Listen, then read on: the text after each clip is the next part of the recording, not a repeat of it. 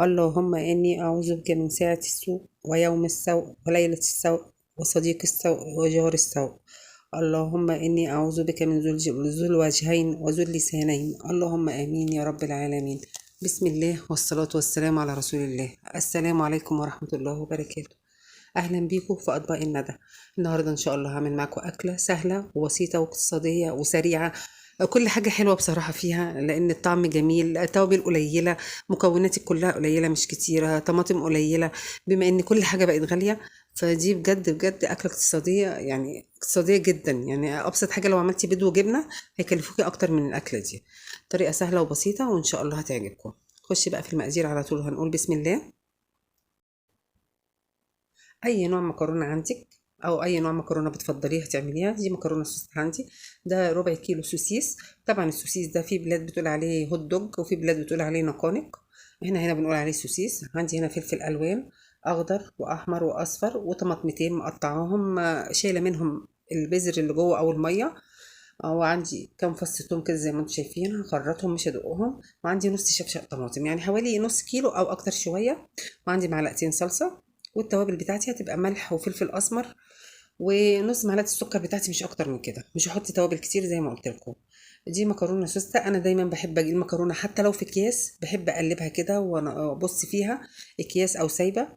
ابص فيها، ساعات بتلاقي فيها قشايه، ساعات بتلاقي فيها حاجه. ولو بقى جايباها من عند العطار سايبه، ساعات بيبقى نوع من انواع البقوليات او التوابل بيعمل عليها. انا ولعت على الميه اول حاجه عشان اسلق المكرونه. هما تقريبا بيستووا مع بعض، بس انا بصراحه المكرونه استوت قبليه. بس يعني ممكن بقى ما تولعيش على الميه الا لما بتبتدي في الاكله. حطيت هنا معلقتين زيت، فيهاش سمنه خالص، هما دي كل الدهون اللي في الاكله دي. معلقتين الزيت، وحطيت عليها السوسيس مقطعه طرنشات زي ما انتم شايفين كده. حطيت حبه ملح، حبه فلفل اسمر، ونص معلقه بابريكا. مش هحط شطه، الشطه دي اختياري، بس انا بصراحه ما حطيتش شطه، انا اكتفيت بالفلفل الاخضر اللي انا مقطعاه. هشوح بقى ده شويه كده السوسيس. انا قطعته ني لاني هشوحه على النار. لو انتي هتستعمليه على طول كده او مش هيتحط في النار، انا بحطه ياخد غلوتين في الميه، حوالي 5 دقايق في ميه مغليه. المكرونه من وقت للتاني بتقلبيها. انا عايزه المكرونه سواها 70%.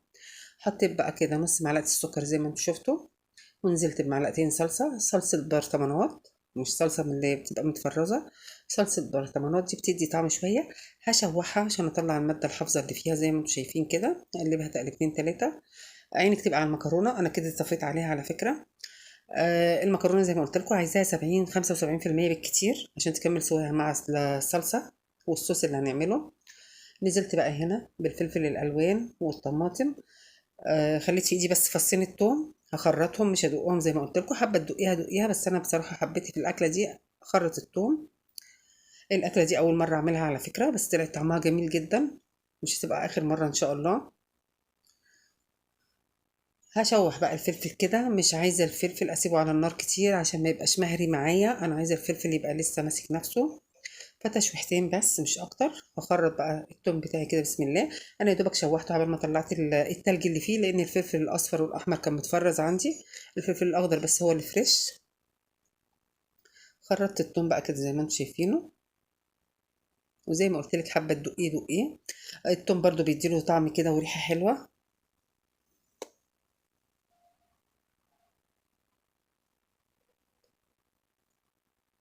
هقلب تقلبتين كده لغايه ما ريحه التوم تطلع معايا، مش عايزه التوم يلون برضو ولا حاجه.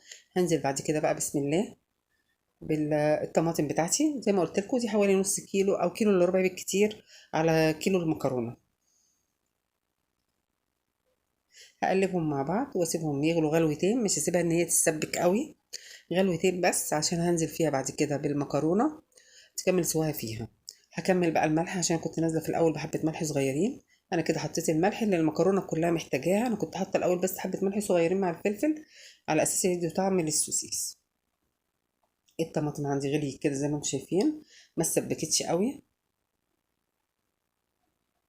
هقلبها بس تقليبه عشان ما تلزقش مني تحت ولا حاجه. وابتدي بعد كده انزل بالمكرونه كده بسم الله. المكرونه ما تحطيش عليها ميه عشان ما تشربش من الميه، هي كفايه عليها ميه السلق. انا كان نفسي كمان ان انا اطلع المكرونه من ميه السلق على الصلصه على طول، بس مع الاسف كانت المكرونه استوت او خدت السوا اللي انا عايزاه قبل ما اعمل الصلصه. فممكن ما تولعيش على المكرونه الا لما تعملي الصوص ده خالص، بعد كده تولعي على المكرونه على اساس ان هي ما تبقى 3 ارباع سوا، تروحي نقلها بقى على الصلصه على طول، ما تحطهاش حتى في المصفى. يبقى المكرونه المسلوقه دي ما تشطفوهاش خالص، تقلبتين وكده كانت استوت معايا. المكرونه دي كمان السوسته دي ما بتاخدش سوا زي المكرونه الاسباجيتي او الصغيره. دول اكتر من نوعين مكرونه بياخدوا سوا، الاسباجيتي واللي هي الصغيره خالص المرمريه. هبتدي بقى اغرفها كده بسم الله. مكرونه بقى ومعاها الخضار ومعاها قطع السوسيس كده بتبقى جميله جدا، طعمها طلع تحفه بصراحه. شايفين الوان الفلفل جميله فيها. وممكن كمان على فكره تخلي قرن فلفل اخضر تخرطيه وتحطيه على الوش، هيديها شكل حلو برضو.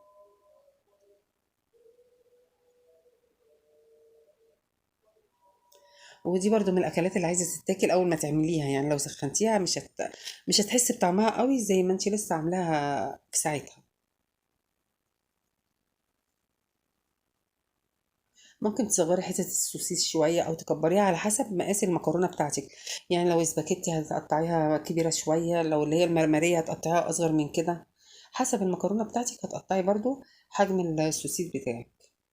ده شكلهم.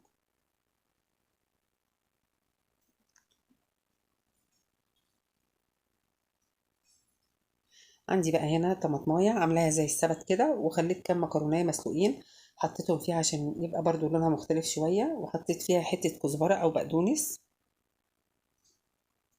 حبة بقدونس بقى، انا بحب بصراحة الحاجات الخضراء عموما في الاكل كله، بحب الحاجات الخضراء بتبقى كده مديه الاكل برضو شكل ومزهزه معايا. احط بس حتتين بقدونس كده على وش المكرونة. وكنت عاملة جنبه حبة سلطة بس ما ظهرتش معايا السلطة طبعا، ومش محتاجة كمان الاكلة دي، مش محتاجة جنبها اي حاجة.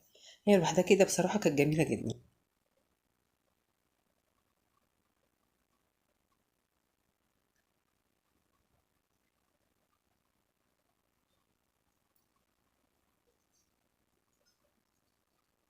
أكلة سهلة وسريعة جدا وبسيطة جدا، مش مكلفة خالص. يعني زي ما قلت لكم أرخص من البيض والجبنة، أرخص من البتنجان. هتقلي بتنجان بكام زيت أصلا، والبتنجان بكام دلوقتي؟ البتنجان برضو غالي. أكلة من الأكلات الاقتصادية جدا اللي هتعجبكم، مش هتوقفك في المطبخ كتير كمان. أتمنى إن شاء الله تجربوها. زي ما انتم شايفين شكل المكرونة من قريب كده، المكرونة السوسة دي شكلها حلو برضو وطعمها حلو في الأكل.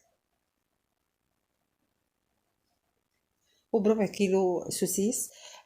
كل ما هتاكلي معلقه هتبقى طالعه معاكي حته، يعني كل ما تقطعيها اصغر كل ما هتبقى اكتر في الطبق معاكي، كل ما هتبقى كل ما تيجي تاكلي معلقه هتلاقي فيها قطع برضو.